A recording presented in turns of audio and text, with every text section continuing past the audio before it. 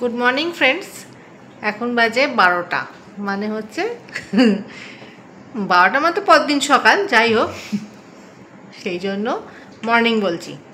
আর এখন থেকে ভিডিও করার কারণ হচ্ছে এই যে আমার মেয়ে কেক বানিয়েছে, কেকটা আমি কাটবো কারণ আজকে আমার জন্মদিন। এটা ড্যামি কেক, আসল কেকটা উপরে আছে। হ্যাঁ, আসল কেকটা ওপরে আছে, সেটা কাল সকালে কাটা হবে। এটা তো একটা ছোটো কেক বানিয়েছে, সেটা এখন এই রাত্রিবেলা কাটবো। ঠিক আছে, তাহলে কেকটা কেটে নিই। Happy birthday to you, happy birthday to you, happy birthday to Tania, happy birthday to you.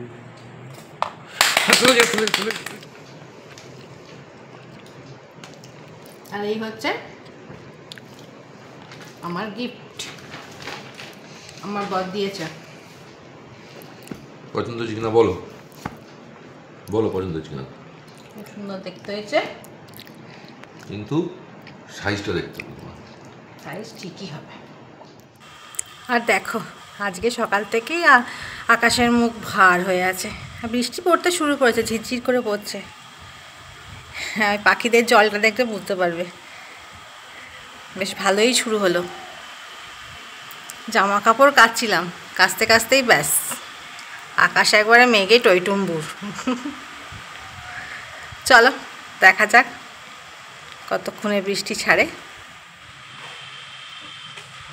বৃষ্টি পড়ুক আর যাই হোক, ওনার মারপিটের শেষ নেই। তুমি দেখো আমি কথা বলছি, দেখো না। হ্যাঁ, আয় আয় আয় আয় আয়, চলে চলে চলে, বৃষ্টি পড়ছে, খেয়ে নে তাড়াতাড়ি খা।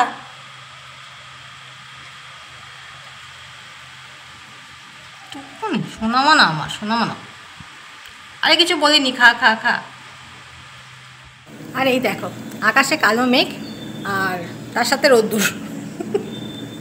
মানে জামা কাপড় দিচ্ছি আর তুলছি, পাগলা হয়ে যাচ্ছি। তবে আমার কাচার শেষ নেই, আমি আবার চাদর কাচ্ছি এখন, যে একটু রোদ্দুর উঠেছে।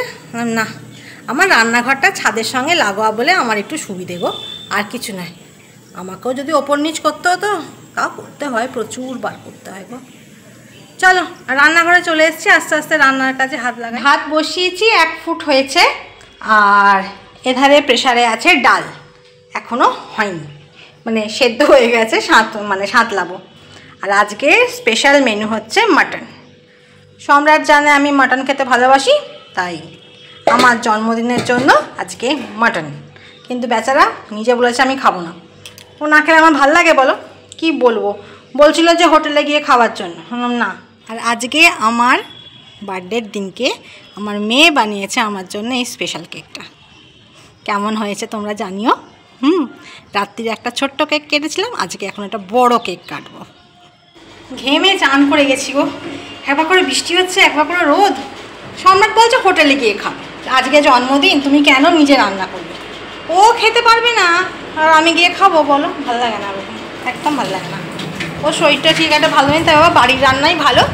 বাড়িতে অল্প স্বল্প তেল মশলা দিয়ে রান্না করে দেবো, সেই সবাই মিলে খাবো, সেটাই আনন্দ। চলো এই দেখো আমার মাটনের ফাইনাল লুক, বেশ লাল লাল হয়েছে। সম্রাটটার শরীরটা একটু ভালো থাকলে ও খেতে পারতো, ও খাবে বলেছে, আমি 1 টুকরো মেটে খাবো। এখন শরীর অনেকটা ঠিক আছে, অসুবিধা নেই। যাই হোক, এই হচ্ছে আমার মাটনের ফাইনাল লুক। তোমাদের না দেখালে তো আমার পেটের ভাত হজম হবে না, তাই দেখালাম। রোজ রোজ সন্ধ্যের আকাশটা এক রকম হচ্ছে বলো, ওই জন্য রোজ আমি একটু সন্ধ্যেবেলাকার আর সকালবেলাকার একটু আকাশটা ছবি তুলি, খুব ভালো লাগে আমার। এক দিন এক রকমের হচ্ছে। বর্ষাকালে আকাশটা সত্যিই খুব সুন্দর লাগে, মেঘ মেঘ, একটুখানি সূর্যের আলো, খুব সুন্দর। সন্ধ্যা হয়ে গেছে গো, রান্নাঘরে চলে এসেছি। তবে আজকে রান্নার সেরকম কিছু নেই, কারণ যে সকালে মাটন হয়েছিল ওই অল্প রাখা আছে, আর রুটি করলে হয়ে যাবে। আজকে বেশি কিছু রান্না নেই, জন্মদিন বলে কথা, বলো না, অত রান্না করলে হয়?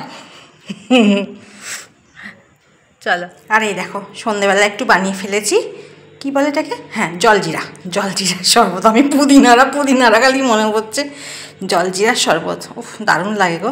জন্মদিনের দিনকে একটু না খেলে হয় বলো না। ওপরে এসে রান্নাঘরে এসে খুব জল তেষ্টা পাচ্ছিল, হঠাৎ করে মনে হলো না এই জলটা করে খাবো, তাই করে ফেললাম। বেশ বরফ টরফ দিয়ে করেছি গো। খেয়ে দেখি, হ্যাঁ খেয়ে দেখি নয়, সে খেয়ে তো আমি পুরোটাই খাবো, খেয়ে নিই হ্যাঁ, তারপর কথা বলছি, নাহলে বরফগুলো গলে যাবে যে। চলো খেয়ে নিই আগে। আর এই যে এখন বাজে 8টা, বসে আছি ঘরে। তা আজকের মতো আর কাজকর্ম নেই, কাজকর্ম ফিনিশ।